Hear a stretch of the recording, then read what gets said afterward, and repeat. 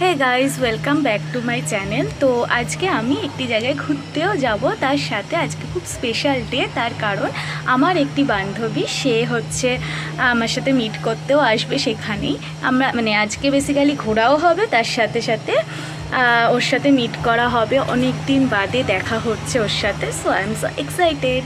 আমার বান্ধবীটি থাকে হচ্ছে হায়দ্রাবাদে। তো ও আমার সাথে দেখা করতে আসছে, তাই জন্য আমি খুব এক্সাইটেড ছিলাম। তো যাই হোক, আজকে আমি একটু তাড়াতাড়ি পৌঁছে গিয়েছিলাম। এই দেখো, মেট্রোতে গিয়ে ওয়েট করছি। অ্যান্ড ফাইনালি মেট্রোতে করে আমরা যাত্রাটি শুরু করলাম। তো কোথায় যাচ্ছি? কুইন্স ওয়েতে। ইয়েস, কুইন্স ওয়ে দিয়েই আমরা যাচ্ছি ভিক্টোরিয়া মেমোরিয়াল। পাশের ব্যক্তি যতবারই আমি ভিডিও অন করি ততবারই একটু বাই করে ব্যাস সরে পড়ে। যাই হোক, এই যে টিকিট কাটলাম আর আমি ওয়েট করছিলাম। আমার বন্ধুটি টিকিট কাটছিল আর আমি এই কোথায় কি পাওয়া যাচ্ছে সেসব এমনি ঘুরে ঘুরে দেখছিলাম। এই দেখো বাইরের থেকে ভিক্টোরিয়ার ভিউজ। আচ্ছা হ্যাঁ, টিকিট কাটতে নিয়েছিল 30 টাকা। টিকিট কাটা কমপ্লিট। এইবারে আমরা লাইন দিয়ে আস্তে আস্তে ভিতরে প্রবেশ করলাম। আমরা কোনো ছুটির দিনে যাইনি, তারপরেও লাইন দেখে একটু অবাকই হলাম, যদিও ছোটখাটো লাইন ছিল।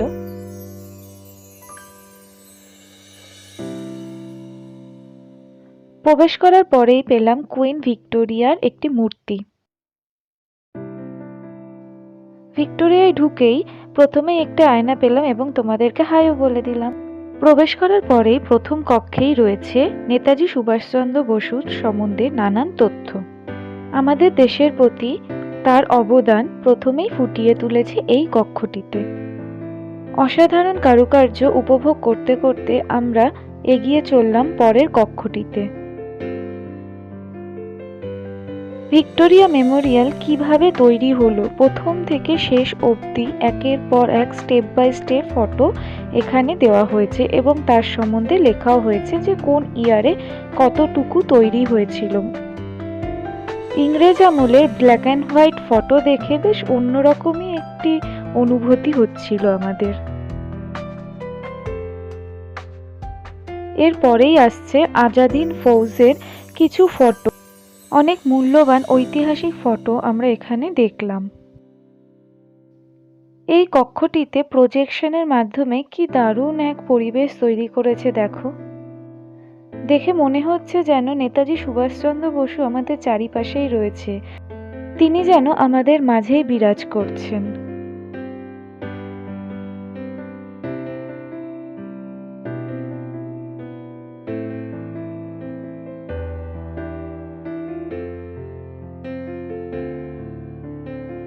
এরপরেই আমরা প্রবেশ করলাম রানী ভিক্টোরিয়ার কক্ষে।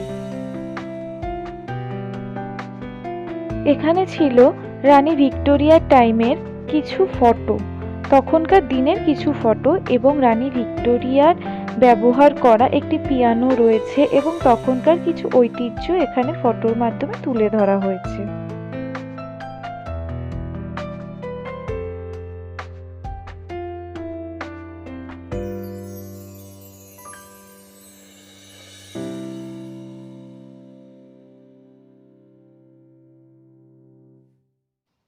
ড্রোন থেকে আমাদের কলকাতাটি কেমন লাগে সেটি এই কক্ষে প্রজেকশনের মাধ্যমে দেখানো হচ্ছে।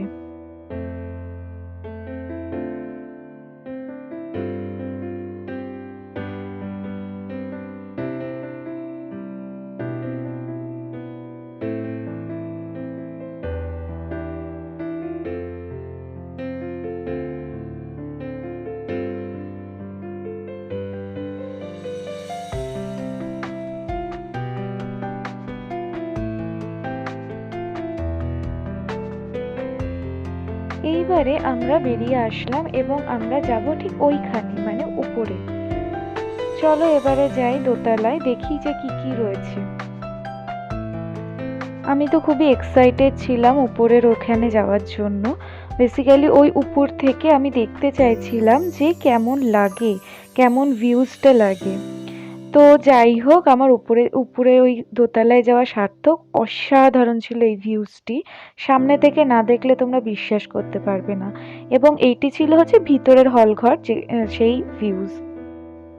নিচের কক্ষগুলোতে ছিল নেতাজি সুভাষচন্দ্রের সম্বন্ধে নানান ইনফরমেশন এবং উপরের কক্ষগুলোতে ছিল পিস্তল এবং কি কোনটা হচ্ছে রাইফেল, তার কার্তুজ কীরকম হয়ে থাকে সেই সব সম্বন্ধে ইনফরমেশন, এবং অনেক বিপ্লবীরা যারা নাকি আমাদের দেশের জন্য প্রাণ দিয়েছেন তাদের সম্বন্ধে নানান রকমের অজানা তথ্য।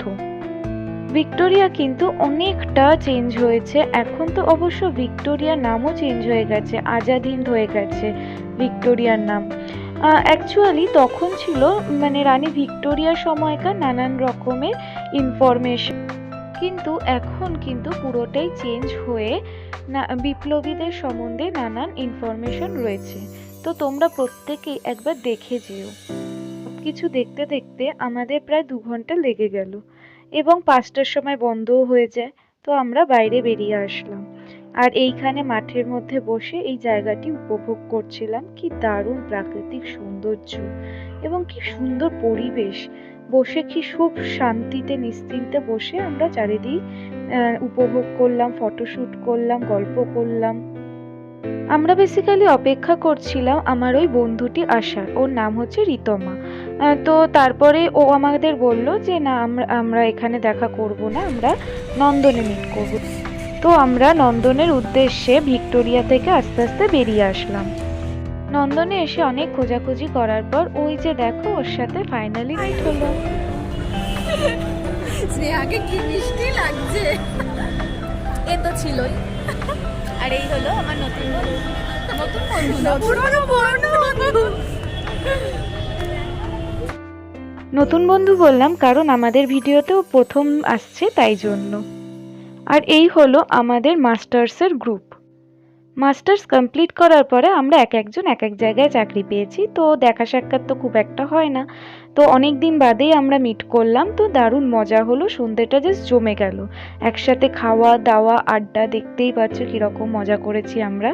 তো আজকের দিনটা তো দারুণ গেল আমার। ভিডিওটি কেমন লাগলো জানাতে ভুলো না। Please subscribe my channel. Thank you.